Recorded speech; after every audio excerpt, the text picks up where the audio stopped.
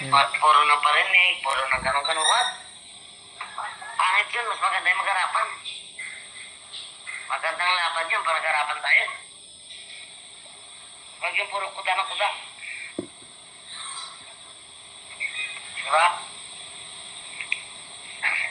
Ano na kayo, nakaka-stress kayo sa ano nyo. Kaya wala kayong katotohanan. Yun, narinig nyo. Nai-stress na. Gusto harapan. Gusto pa ng harapan eh. Ba't di lang pa social media? Nagbayad ka pa.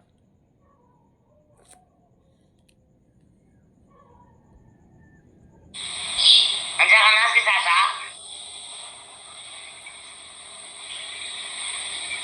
O ganun. Puro kayo, basta masabi ko lang, Melanie. Huwag bago ka magsalita, mag-isip ka. Huwag kang makisaw-saw. Na para kang, magiging kawawa. Dahil totally, kahit kailan, hindi ka namin kinakawawa. Ikaw ang... Yeah. Mali yata Mildred ah. Si Melanie pa ang nakikisawsaw? Ba't nagkaganon? Si iba nakasawsaw sa buhay ni Melanie. Di ba kayo? Nabaliktad mo yata Mildred. Malasado talaga utak mo. Hmm. Tapos ngayon, naghahamon ka pa ng harapan. Eh kung gusto mo maghamon ng harapan, nasa Pilipinas lang naman yan ah. Walang kakayahan yan para pumunta ng Japan. Walang, walang resources yan. Para mag-decision silang pumunta ng Japan para puntahan ka dyan, maghaharapan kayo. Ikaw ang umuwi ng Pilipinas. Dahil ikaw ang gustong makipagharapan. Mag-effort ka. Ikaw ang pumunta ng Pilipinas. Para malinaw mo kung ano yung gusto mo linawin. Hindi yung ganyang babayad ka pa para mambalahura. Para pakialaman yung buhay ng mag-ina. At ngayon ikaw, nandiyan ka. Ginagamit mo si Hasa. Ginagamit mo yung live ng mga binayaran mo. Para makapagsalta ka dyan. Eh gusto mo naman pala ng harapan. So, yung ginagastos mo dyan sa mga binayaran mo na yan, kung umuwi ka lang ng Pilipinas at nakipagharapan ka, eh di ayos na. Daldal kayo ng daldal dyan. Kawawa sa sarili mo. Hindi kami. Dahil wala kami ginawa sa yung kasalanan.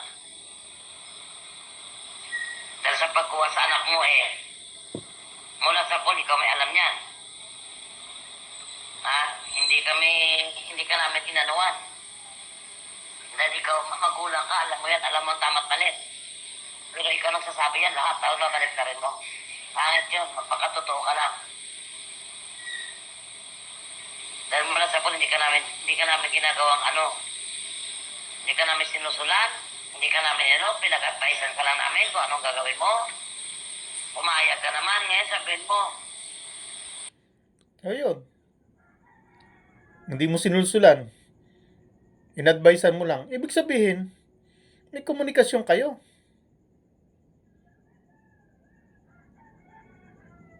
Anong advice ang sinabi mo? Kung ano napag-usapan nyo nun, dilinawin mo. Pumunta ka sa kanya.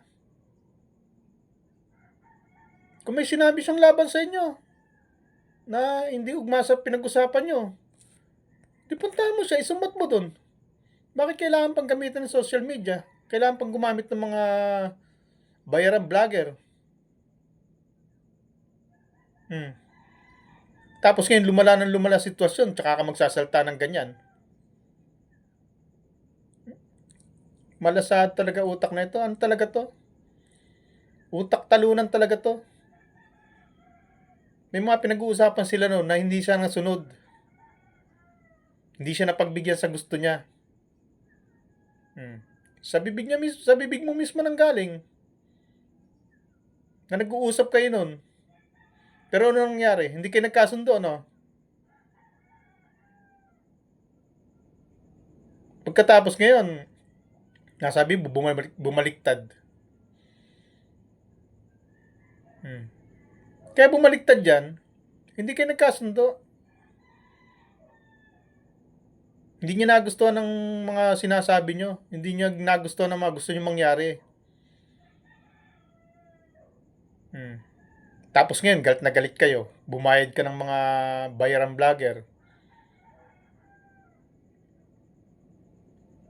para balahurain, para babuhin ng pagkatao. Tapos sasabihin mo, nakikisawsaw. Sino ba sumusaw sa buhay nila? Di ba kayo rin? Hmm. Kung gusto nyo tumulong, kung wala kayong sariling interes, yung naitulong nyo na. Tapos na yon. Hmm. Ba't nang gagalaiti pa kayo sa galit ngayon? Para may mahugot kayo. Paano hindi nasunod ang sarili nyong interes? Hindi nasunod ang mga kagustuhan ninyo. Hmm. Kaya galit na galit kayo.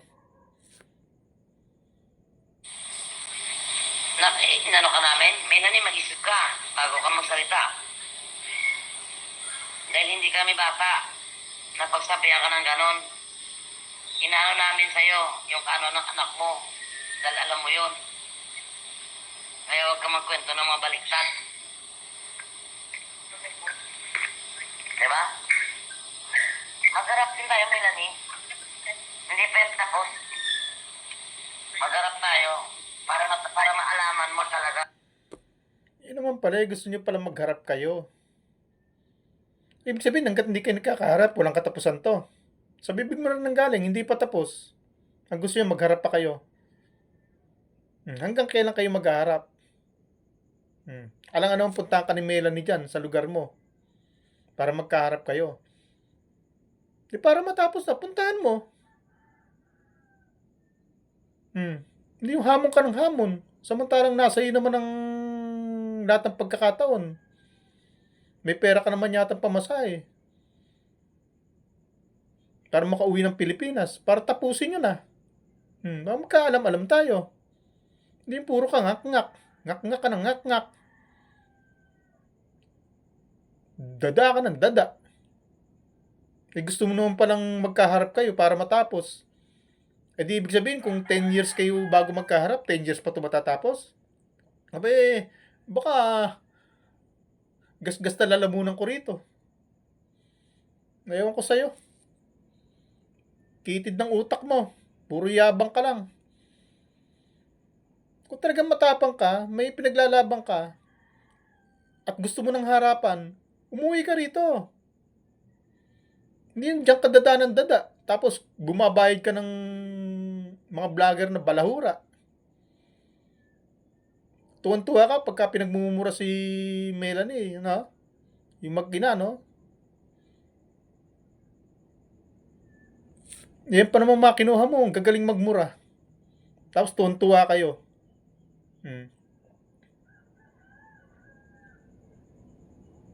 Ano talaga to? Malaki hugot mo, Mildred. Talunan ka talaga. Napakalaki mong talunan. Kaya hanggang ganyan ka lang. Hanggang dadakan lang. Wala ka bang pera? Pamasahe sa aeroplano para makauwi ka rito? Para magharapan kayo? Kung tatakot ka.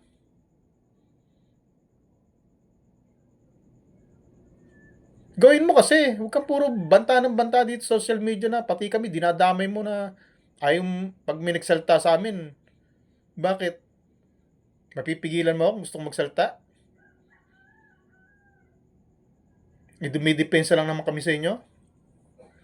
Kahit itong nauna. Kung ano ang mga pinagsasabi mo. Forward natin. Wala nga kayo YouTube. Wala yung utang na loob si wala yan. Alam mo, Melanie, masasabi ko lang sa'yo, wala kang utang na loob. Bago mo napunta at winakwak ka ng mga sponsor na yan, ang founder po ng Japan, ang tumutulong sa'yo. Hindi mo makukuha yan, si Rina, kung wala siya. Tandaan mo yan. Tamo, nilaglag Kaya pa nga, yung tsaka amo wala niya. namang ginawa sa kanya, tsaka walang ginawa sa Pumasok si Melanie. Asa. Maganda ang payo. No? Pumasok si Asa. At nilaglag yung amo niya. Yung CEO daw. Kung hindi raw kinuha, kung hindi raw, dahil sa CEO na yan, kay Mildred, hindi raw niya makukuha si Reyna. Di sa bibig na lang nang galing. Na dahil kay Mildred, nakuha ni Reyna, nakuha ni Melanie si Reyna sa Kalingap. Sila nagplano. Linaw-linaw. Sa bibig ni Asa nang galing. Kung hindi dahil sa CEO na yan, hindi mo Melanie makukuha si Reyna sa Kalingap. Yun ang ibig niya sabihin.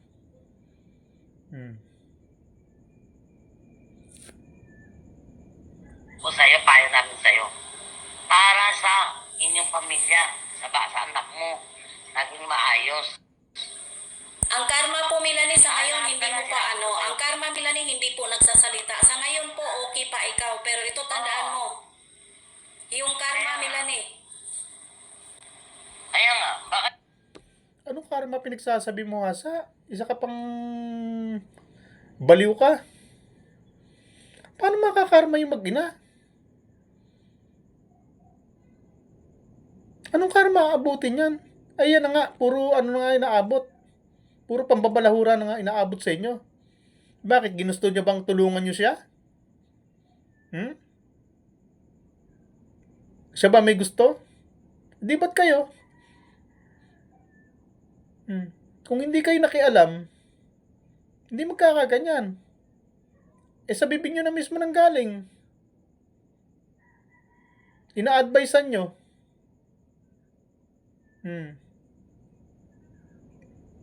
At dahil din sa inyo, kaya nakuha si Reyna sa Kalingap. Ano nga yung palusot nyo? Pagkatapos ngayon, kinuha nyo. Tapos hindi nagustuhan ang desisyon nyo, lumipat sa iba. Na ang layunin mas maganda kaysa inyo. Hindi nyo nagustuhan ang layunin nyo . Sila Rowena at saka si Reyna's Community. Ang layunin nila mabahayan. Gawa ng bukod na bahay na nasa malapit sa syudad. At ilayo dun sa bahay niya kay Bang Nestor. Dahil nga sa puro lalaki nga naman dun. Puro lalaki kahalubilo. Hindi siya pwedeng tumira dun. Kaya gusto nila na igawa ng sariling bahay na sa kanya talaga. Nakita niya, maganda layunin ng kabila. Kayo, ano layunin nyo? Bakit sinasabi nyo bumaliktad? At saka bago ako magtapos, ito siya, Amparo Hamulin. Pinorward ko kaya hindi narinig Babahain daw dun. Pag binagyo daw, sila Melanie dun sa Bicol at binaha. Babalik na naman daw. Hindi malaman ko saan pupunta yan. Hindi malaman ko saan pupulutin. Bakit Amparo Hamulin? Nakakasiguro ko ba? Sa sinasabi mo na babahain at babagyuin? Isang lugar sa mundo ang ligtas. Pag sakuna ang umabot, pag nagalit ang kalikasan sa mundo, pag humagupit ang kalikasan sa mundo, saang lugar sa mundo ang ligtas? Tanungin kita, Amparo. Nagmagaling ka Saang lugar sa mundo ang ligtas sa trahedya at sakunang mangyayari sa galit ng kalikasan? Sagutin mo nga ako. Bakit humahatol ka na pag binagyo sila doon? Saan sila pupulutin? Ewan ko sa'yo. Nagmamagaling ka Bakit? Diyos ka ba?